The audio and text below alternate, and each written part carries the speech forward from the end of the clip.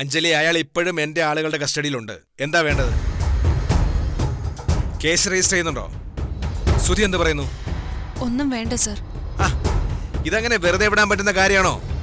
വീട്ടിൽ വിവരം പറയണ്ടെന്നാ സുധിയേട്ടൻ വിലക്കിയിരിക്കുന്നത്. കരുതി കൂട്ടി നടത്തിയ ഒരു ഓപ്പറേഷനായത്. അത് മനസ്സിലാക്കാൻ സുധിക്ക് കഴിയുന്നില്ലേ? എനിക്കറിയാം സർ, പക്ഷേ ഒന്നും വേണ്ട. സാർ അതൊരു ഇഷ്യൂ ആക്കിയാൽ എനിക്കിവിടെ ജീവിക്കാനാവില്ല. സാറാ രക്ഷിച്ചതെന്ന് എനിക്ക് സുധിയേട്ടനോട് പറയാനും ആകില്ല. ആ വീട്ടിൽ വെച്ച് മുമ്പും ഇതുപോലൊരു സംഭവം ഉണ്ടായതല്ലേ? ഒരു കാര്യം എനിക്ക് ഉറപ്പാ സർ, അത്ര പെട്ടെന്നൊന്നും ഞാൻ മരിക്കില്ല. ആര് വിചാരിച്ചാലും എന്നെ കൊല്ലാനും കഴിയില്ല. ആ ഹോട്ടൽ ബോയിയെ പറ്റി അഞ്ജലി സുധിയോട് പറഞ്ഞോ? ഇല്ല, മനഃപൂർവ്വം പറയാത്തതാ. ഇതിന്റെ പേരിൽ ആർക്കും ആരെയും ഒന്നും ചെയ്യാൻ പറ്റില്ല. അഞ്ജലി, താൻ കൂടുതൽ സൂക്ഷിക്കണം. ശത്രു തന്റെ കൂടെ തന്നെയുണ്ട്. ആ തിരിച്ചറിവ് എനിക്കുണ്ട്. എന്റെ ജീവന് വേണ്ടി കൊതിക്കുന്നതാരാണെന്ന് എനിക്ക് നന്നായിട്ടറിയാം. അതാരാന്ന് സാർ ഇപ്പൊ ചോദിക്കരുത്. നന്ദിയുണ്ട് സാർ, ഒരുപാട് ഒരുപാട്.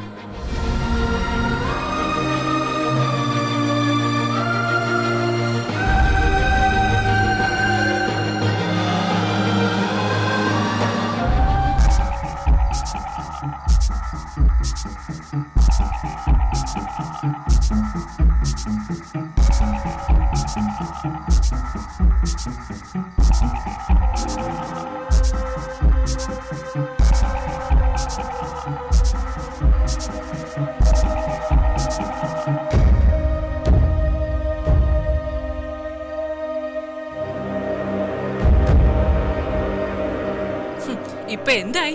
കൊന്നു കളയാൻ കൊണ്ടുപോയവൾ ഇരട്ടച്ചങ്കോട് തിരിച്ചു വന്നു. അവളെ കൊല്ലാൻ വന്ന ഗുണ്ട മാനസാന്തരം വന്ന വഴിക്ക് വാലും ചുരുട്ടി എങ്ങോട്ടോ ഓടിപ്പോയി. ബാലമാമ ഏർപ്പെടുത്തിയ ആളാ. അയാൾ എങ്ങോട്ട് പോയെന്ന് ഒരു വിവരവുമില്ല. ഇതോടെ ഒരു കാര്യം ഉറപ്പായി, ആണുങ്ങൾ വിചാരിച്ചാലൊന്നും അവളെ കൊല്ലാൻ പറ്റില്ല. അവളെ ഇവിടെ വെച്ച് തീർത്ത് കളയരുതെന്ന് സാന്ദ്ര യമുനയോട് പറഞ്ഞിരുന്നു.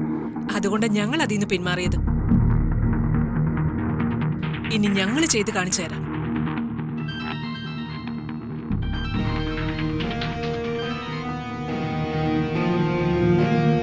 ഹലോ, സുധി അവളെ കൊണ്ട് തിരിച്ചെത്തിയോ?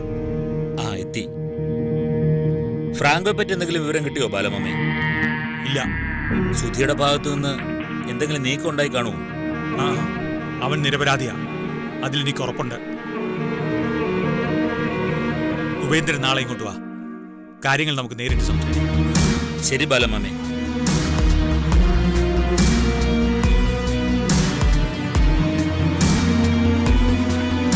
സുധിയായിരിക്കും അവളെ രക്ഷിച്ചത്. അതിന് സാധ്യത തീരെയില്ലെന്നാ ബാലമാമ പറഞ്ഞത്.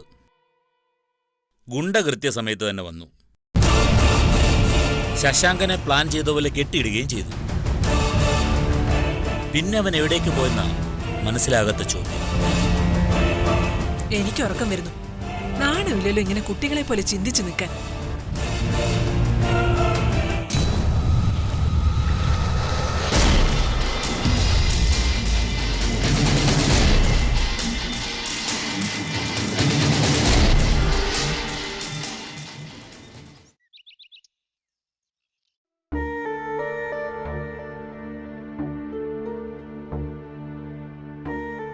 അഞ്ജലിയെ കൊന്നുകളയാണോ സൂതി കൊണ്ടുപോയത്? അരുത്, അങ്ങനെ പറയല്ലേ ചേച്ചി. സുധിയേട്ടൻ എന്ത് പിഴച്ചു? പിന്നെ ആരെ അഞ്ജലി കുറ്റപ്പെടുത്തേണ്ടത്? ആ റിസോർട്ടിൽ രാത്രിയിൽ അഞ്ജലിയെ തനിച്ചിരുത്തി പോകാൻ സുധി എങ്ങനെ ധൈര്യം കാണിച്ചു? തിരിച്ചറിവില്ലാത്ത കൊച്ചുകുട്ടിയൊന്നുമല്ലല്ലോ സുധി. സുധിയേട്ടൻ എന്നെ നിർബന്ധിച്ച് കൂടെ വിളിച്ചതാ. ഞാനാ പോവാതിരുന്നത്. എന്റെ ഭാഗത്തുനിന്നുണ്ടായ വീഴ്ചയാ. ഞാൻ വീട്ടിലാണെന്ന് അമ്മ വിശ്വസിച്ചിരുന്നത്. ആ ധാരണ മാറാൻ പാടില്ലെന്ന് കരുതിയാ ഞാൻ പോവാതിരുന്നത്. ആ മീറ്റിങ്ങിന് പോകാൻ കാറിൽ കയറാൻ നേരത്തും സുധിയേട്ടൻ എന്നെ വിളിച്ചതാ. ആ റിസോർട്ട് സേഫ് ആണെന്ന് ഞാൻ വിശ്വസിച്ചു. ഇതൊരു യാദൃച്ഛിക സംഭവമാണെന്ന് അഞ്ജലി വിശ്വസിക്കുന്നുണ്ടോ? കുറച്ച് ആഭരണങ്ങളൊക്കെ അഞ്ജലിയുടെ ദേഹത്തുണ്ടായിരുന്നല്ലോ. പകൽ ആരെങ്കിലും നോക്കി വെച്ചതായി കൂടെ? അല്ല, എനിക്കത് ഉറപ്പുണ്ട്. ഉറപ്പ് മാത്രമല്ല, തെളിവും. ഞാനത് ആരോടും പറയാത്തതാ.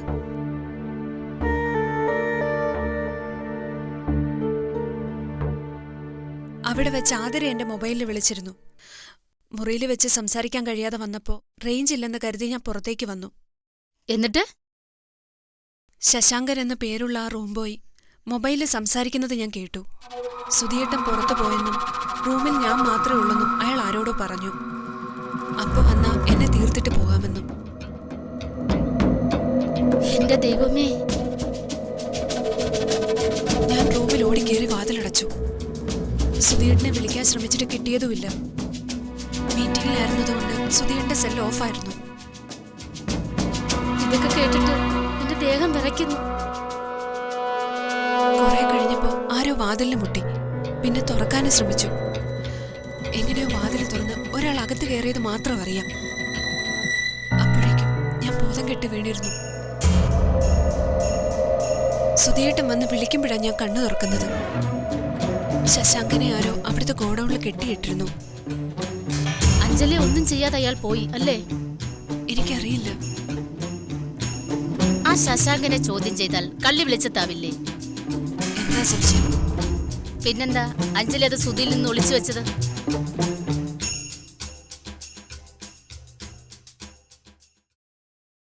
എനിക്ക് ഈ വീട്ടിൽ ജീവിക്കണമെന്ന് ആഗ്രഹമുള്ളതുകൊണ്ട്. എന്റെ ജീവന് വേണ്ടി കൊതിക്കുന്നത് ആരാണെന്ന് എനിക്കറിയാം. സാന്ദ്ര. 2 തവണയും എന്നെ ലക്ഷ്യം വെച്ച് ആളെ അയച്ചത് അവളാ. സുധിയേട്ടന്റെ കൂടെ ഞാൻ പുറത്തു പോയ വിവരം അവൾ അറിയാതിരിക്കില്ല. എന്നിട്ടും അവൾ ഒരു പ്രശ്നവും ഉണ്ടാക്കാതിരുന്നതിനുള്ള കാരണം വ്യക്തമല്ലേ? സുധിയേട്ടനെ അവൾ വിളിച്ചിട്ടുണ്ടാവും. താമസിക്കുന്ന സ്ഥലവും അന്വേഷിച്ചു കാണും. ഞാൻ വീട്ടിലേക്ക് പോയ വിവരം മനസ്സിലാക്കിയ അവൾ സുധിയേട്ടനൊപ്പം ഞാനുണ്ടെന്ന് ഊഹിച്ചു കാണും. ബുദ്ധിയുള്ള ഏത് പെണ്ണിനും അത് ഊഹിക്കാവുന്നതേ ഉള്ളൂ. സാന്ദ്ര മാത്രമല്ല, അവളുടെ അച്ഛനും ചേർന്നുള്ള ഗൂഢാലോചനയാണ് നടന്നത്. ഇനി ചേച്ചി പറ, ഞാൻ എങ്ങനെയാ റൂംബോയുടെ പേര് പറയും? പിന്നിൽ സാന്ദ്രയും അവളുടെ അച്ഛനുമാണെന്നറിഞ്ഞ എന്നെ പിന്നെ ഈ വീട്ടിൽ നിർത്തുവോ?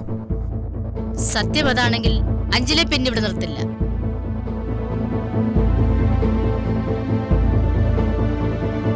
അതറിയാവുന്നതുകൊണ്ടാ സുധിയേട്ടനോട് പോലും ഞാൻ ശശാങ്കന്റെ പേര് പറയാതിരുന്നത്. സുധിയേട്ടൻ പോലീസിൽ കംപ്ലൈന്റ് ചെയ്യുമെന്ന് ഉറപ്പാ. ഒരു മോഷണ ശ്രമമായിട്ട് സുധിയേട്ടൻ ഇതിനെ കാണൂ. അഞ്ജലിക്ക് ഇവിടെയുള്ള ഏക ആശ്രയം സുധിയ. സാവകാശം കാര്യങ്ങൾ സുധിയെ പറഞ്ഞ് ബോധ്യപ്പെടുത്തണം. അഞ്ജലി അതിന് ശ്രമിച്ചില്ലെങ്കിൽ ജീവൻ ആപത്താ.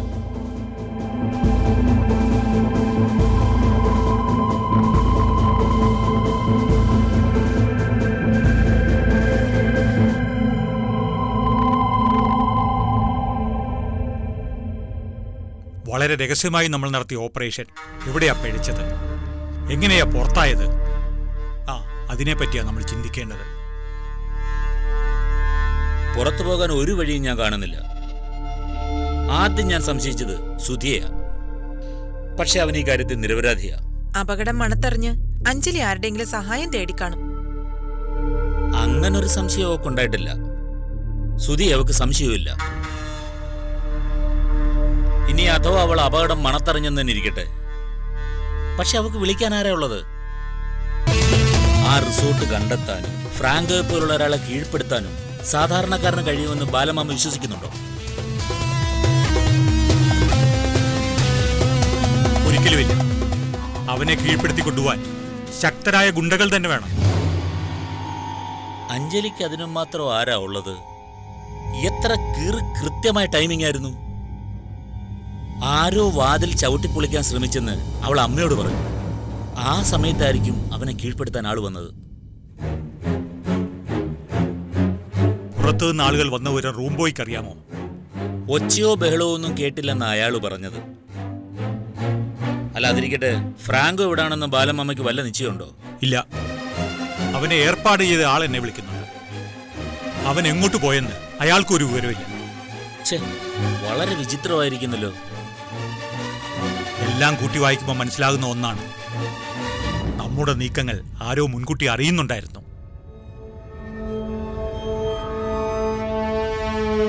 അവൾ മരിക്കരുതെന്ന് ആഗ്രഹിക്കുന്ന ഒരാൾ. അങ്ങനെ ഒരാളാരാ? ഞാനത് കണ്ടുപിടിക്കും. എനിക്കത് ചെയ്യാതിരിക്കാനാവില്ലല്ലോ. ഫ്രാങ്കോ എത്തുന്നതിന് മുമ്പേ അയാളുടെ ആളുകൾ ആ റിസോർട്ടിന്റെ ചുറ്റുവട്ടത്തുണ്ടായിരുന്നു. ഫ്രാങ്കോയ്ക്ക് പിന്നാലെ അവരും അകത്ത് കടന്നു. അഞ്ജലിയുടെ മുറിക്ക് മുന്നിലെത്തിയ ഫ്രാങ്കോയെ മിന്നലാക്രമണത്തിൽ അവരടിച്ചു വീഴ്ത്തി. ഫ്രാങ്കോ ജീവിച്ചിരിപ്പുണ്ടോന്ന് പോലും എനിക്ക് സംശയമുണ്ട്.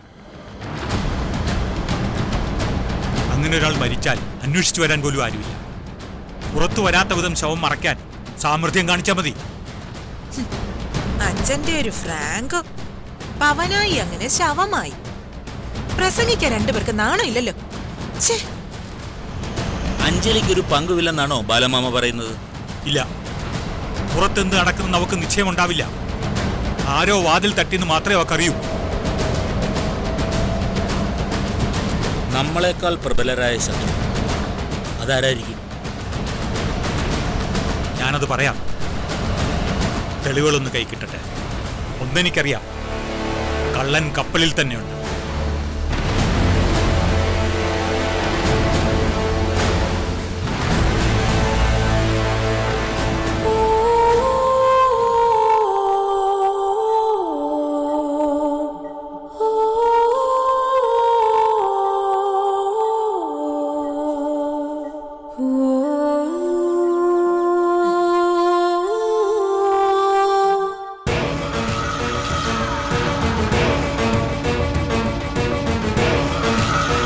അഞ്ജലി, സത്യം പറ, എവിടേക്കാ നിന്നെ അവൻ കൊണ്ടുപോയത്? ഒരു റിസോർട്ടിലേക്ക്. കൊള്ളാവല്ലോ. ഹണിമൂൺ ആഘോഷിക്കാവുന്ന രണ്ടുപേരും ചേർന്നങ്ങ് തീരുമാനിച്ചു. ഇത് അവന്റെ തീരുമാനമായിരിക്കില്ല. നീ ആയിരിക്കും അവനെ അതിനെ പ്രേരിപ്പിച്ചത്. നിന്റെ വീട്ടിലേക്ക് പോണമെന്ന് പറഞ്ഞപ്പോ ഞാനങ്ങ് വിശ്വസിച്ചു. നീ അവനും അവിടെ പോയില്ല എന്നുള്ള പഴി തിരട്ടെന്ന് ഞാൻ വിചാരിച്ചു. കിട്ടിയ അവസരം വേണ്ട പോലെ പ്രയോജനപ്പെടുത്താമെന്ന് കരുതിയല്ലേ? അമ്മേ, അത് ഞാൻ... എന്നിട്ട് എന്തായി? എന്റെ കണ്ണിൽ തന്നെ അത് കാണിച്ചു തന്നില്ലേ? നിന്റെ നമ്പരി വിളിച്ച് കിട്ടാതായപ്പോഴാ പണിക്കരെ വിളിച്ചത്. അപ്പോഴാ അറിയുന്നത് മോള് വീട്ടിലെത്തിയിട്ടില്ലെന്ന്. കുറച്ചു കാലം കാത്തിരിക്കാൻ പറഞ്ഞിട്ട് നിനക്ക് ക്ഷമയില്ലേ? ആ റിസോർട്ടിലെ റൂം പോയി ആരാ തല്ലിക്കൊല്ലാൻ നോക്കിയെന്ന് കേസുണ്ടായത് അറിഞ്ഞോ? കേസോ? സ്റ്റേഷനിൽ നിന്ന് ഉപേന്ദ്രൻ എന്നെ വിളിച്ചു. നിങ്ങൾ താമസിച്ച ദിവസമാ പുറത്തുനിന്ന് ആരോ വന്ന് അയാളെ തല്ലിയത്. വിവരം ഞാൻ അറിഞ്ഞത് നല്ല സമയത്താ. ആ രാത്രി അവിടെ കിടന്നെങ്കിൽ ഇന്നത്തെ പകല് നിങ്ങൾ കാണില്ലായിരുന്നു. അത്രയ്ക്ക് കുഴപ്പം പിടിച്ച സ്ഥലമാ അത്. മാനവും ജീവനും തിരിച്ചു കിട്ടിയത് ഭാഗ്യമെന്ന് കരുത്. സത്യത്തിൽ എന്താ അവിടെ സംഭവിച്ചത്? സുധിയേട്ടൻ മീറ്റിങ്ങിന് പോയപ്പോ ഞാൻ മുറി അടച്ചിരുന്നു. പിന്നെ 10 മണിക്കാ സുധിയേട്ടൻ വന്നത്. റൂംബോയെ കാണാതെ സുധിയേട്ടൻ എല്ലായിടത്തും തിരഞ്ഞു. അപ്പോഴാ അയാളെ ഒരിടത്ത് കെട്ടിയിട്ടിരിക്കുന്നത് കണ്ടത്. അന്നേരം നീയും അയാളും മാത്രമല്ലേ അവിടെ ഉണ്ടായിരുന്നുള്ളൂ? അതെ. അയാളെ തല്ലുന്നതും പിടിക്കുന്നതൊന്നും നീ കണ്ടില്ലേ? ഇല്ല, ഞാൻ TV കാണുമായിരുന്നു. പുറത്തു വന്ന് സുധിയേട്ടൻ ഫോണിൽ വിളിച്ചപ്പോഴാ വാതിൽ തുറന്നത്. അത്താഴം വൈകിയപ്പോഴാ റൂംബോയെ അന്വേഷിച്ചത്. നീ പറയുന്നൊക്കെ സത്യമാണോ? ഞാനെന്തിനാ അമ്മേ കള്ളം പറയുന്നേ? ആ റൂം ബോയ് എന്ത് പറഞ്ഞു? അത് ഒരാൾ വന്ന് അയാളുടെ കയ്യും കാലും കെട്ടിയിട്ടിട്ട് പോയെന്നാ സുധിയേട്ടനോട് അയാൾ പറഞ്ഞത്.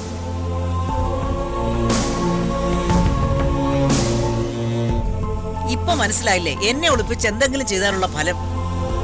ആ സമയത്ത് എനിക്ക് വിളിക്കാൻ തോന്നിയത് നന്നായി. ഇത് ഒരു പാഠമായിരിക്കണം.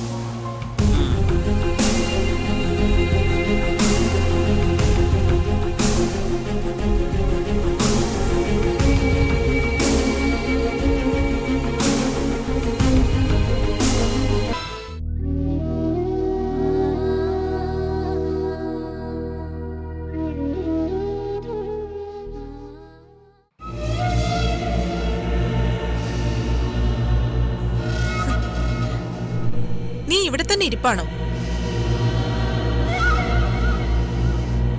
ബീച്ച് റിസോർട്ടിലെ ഹണിമൂൺ ആഘോഷം കഴിഞ്ഞ് നീ എപ്പോ എത്തി? എങ്ങനെ ഉണ്ടായിരുന്നു ട്രിപ്പെന്ന് ഞാൻ ചോദിക്കുന്നില്ല. ഭാര്യ ഭർത്താക്കന്മാരുടെ സ്വകാര്യ നിമിഷങ്ങളെ കുറിച്ച് ചോദിക്കുന്നത് ഔചിത്യം ഇല്ലാത്ത കാര്യമാണെന്ന് എനിക്കറിയാം. എവിടെ പോയി അടിച്ചു പൊളിച്ചത്? കോവളത്തായിരുന്നോ? ഒരു പകലത്തെ ആഘോഷത്തിന് മാത്രമേ കഴിഞ്ഞുള്ളൂ അല്ലേ? പാതിരാത്രി ബാഗും കെട്ടിപ്പിറക്കി തിരിച്ചു പോരേണ്ടി വന്നു. എന്താ പറ്റിയത്?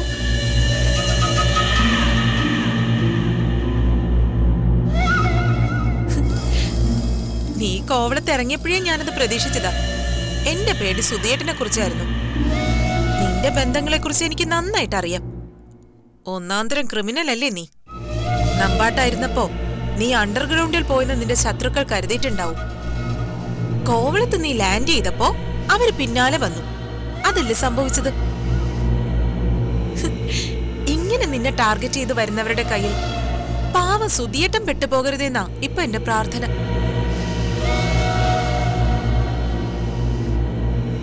തീർന്നു. ആരെ ബോധ്യപ്പെടുത്താനാ സാന്ദ്രയുടെ ഈ ശ്രമം?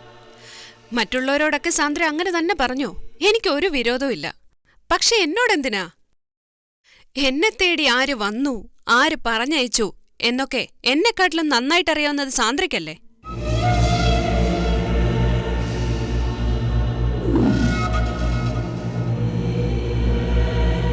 എനിക്കെന്തറിയാന്നാ? എവിടെ അഞ്ജലിക്കൊരു അപകടം സംഭവിക്കുന്നുവോ അവിടെ സാന്ദ്ര ഉണ്ടാവുമെന്ന് ഞാൻ അന്നേ മനസ്സിൽ കുറിച്ചു കഴിഞ്ഞു. നിന്നെ കൊല്ലാൻ ആളെ അയച്ചത് ഞാനെന്നാണോ നീ പറയുന്നത്? ഞാനെന്തിനാ അങ്ങനെ പറയണം?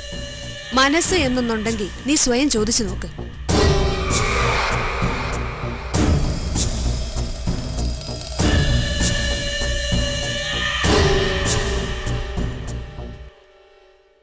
ഇത് രണ്ടാമത്തെ തവണയാ നീ എന്റെ ജീവന് വേണ്ടി ആളെ വിടുന്നത്. 2 തവണയും നീ തോറ്റുപോയി. നിന്നോടിപ്പോ എനിക്ക് തോന്നുന്നതേ സഹതാപോ. അങ്ങനൊരു സാഹചര്യത്തിന്റെ സമ്മർദ്ദത്തിൽ എന്നെപ്പോലെ അശരണയായ ഒരു പെണ്ണിനെ വകവരുത്താൻ ആർക്കും കഴിയും. പക്ഷേ എവിടെയോ നിന്റെ അല്ലെങ്കിൽ നിന്റെ ഒപ്പം വന്നവരുടെ പ്ലാനിംഗ് പിഴച്ചുപോയി. ഒന്ന് റീവൈൻഡ് ചെയ്ത് നോക്കുന്നത് നല്ലതാ.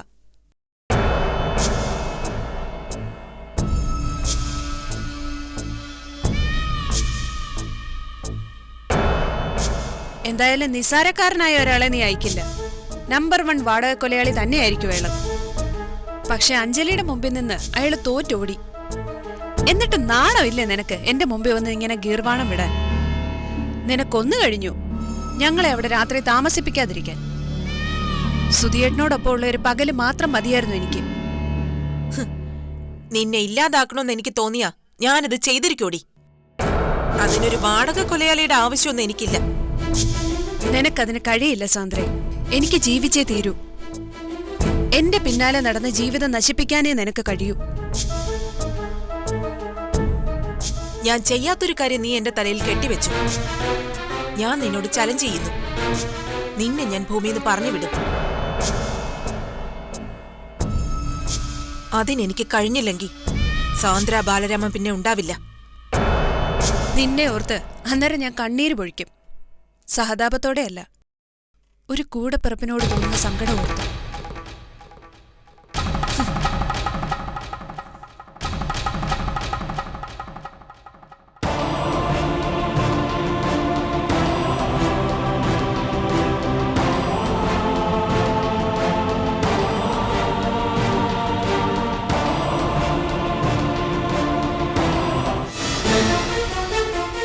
മോളെ, എന്താ നിന്റെ മുഖം വല്ലാതിരിക്കുന്നത്? അവൾ എന്നോട് പറഞ്ഞത് എന്താന്ന് അമ്മച്ചിക്ക് കേൾക്കണ്ടേ? അവളെ കൊല്ലാൻ റിസോർട്ടിലേക്ക് ആളെ വിട്ടത് ഞാനാണെന്ന്. ഇതെന്റെ 2ാമത്തെ ശ്രമമാണെന്ന്. അങ്ങനെ പറയാൻ അഞ്ജലി ധൈര്യം കാണിച്ചു. അപ്പൊ നമ്മുടെ നീക്കം അവൾ അറിഞ്ഞെന്നല്ലേ ഇതിന്ന് മനസ്സിലാക്കേണ്ടത്? നമ്മൾ അയച്ചതൊരു വാടക കൊലയാളിയാണെന്ന് വരെ അവൾ പറഞ്ഞു.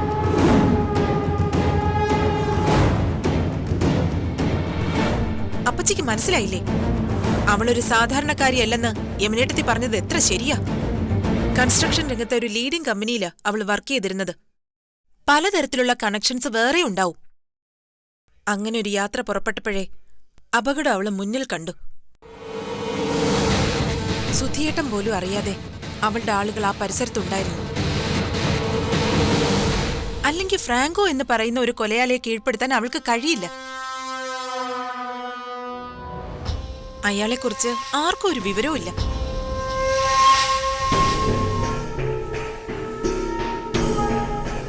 അഞ്ജലിയെ അത്ര പെട്ടെന്ന് ഇല്ലാതാക്കാൻ നമ്മൾ വിചാരിച്ചാലൊന്നും കഴിയില്ല. അവളുടെ ഓരോ നീക്കവും അറിയാൻ പുറത്ത് അവളുടെ ആൾക്കാരുണ്ട്. എന്റെ മോളെ, ഇതൊക്കെ നിന്റെ തോന്നലുകളാ. നീ ഈ പറയുന്ന ആളും സൈന്യമൊന്നും അവക്കില്ല. ഗതികേട് കൊണ്ടാ അവൾ ഇവിടെ ജീവിക്കുന്നത്. അപ്പച്ചി അങ്ങനെ തന്നെ വിശ്വസിച്ചോ? എന്റെ ഒരു ചോദ്യത്തിന് മാത്രം ഉത്തരം തന്നാ മതി. അവളുടെ റൂമിന്റെ മുന്നിലെത്തിയ ആ മനുഷ്യൻ പിന്നെ എങ്ങോട്ട് പോയി? 2 മണിക്കൂർ നേരം ലഭിച്ചിട്ടും ആ മനുഷ്യൻ അവളെ കൊല്ലാൻ കഴിയാതെ പോയത് എന്തുകൊണ്ടാ? എനിക്കിനി പ്രതീക്ഷകളൊന്നും ഇല്ല അപ്പച്ചി. മോളെ, നീ പറയുന്നത് മരണം അവളുടെ മുന്നിൽ തല കുനിച്ച് പിന്മാറിക്കഴിഞ്ഞു.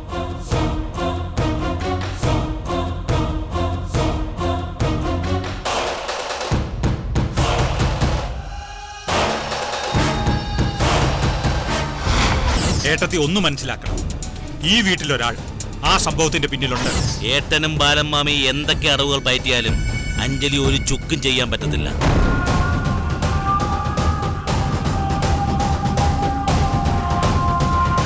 സുധിയുടെ ജീവിതം തകർക്കാൻ സാന്ദ്ര ശ്രമിക്കുമെന്ന് ഞങ്ങൾ ആരും കരുതുന്നില്ല. നീ അങ്ങനെ കരുതുന്നുണ്ടെങ്കിൽ അത് നിന്റെ തോന്നൽ മാത്രമാണ്.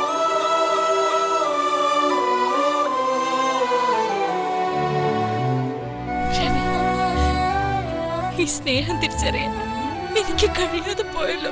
മഴയിൽ നീ മറയുന്നതും മിഴികളിൽ നിറയുന്നതും വർണ്ണമൂക വിഷാദമായി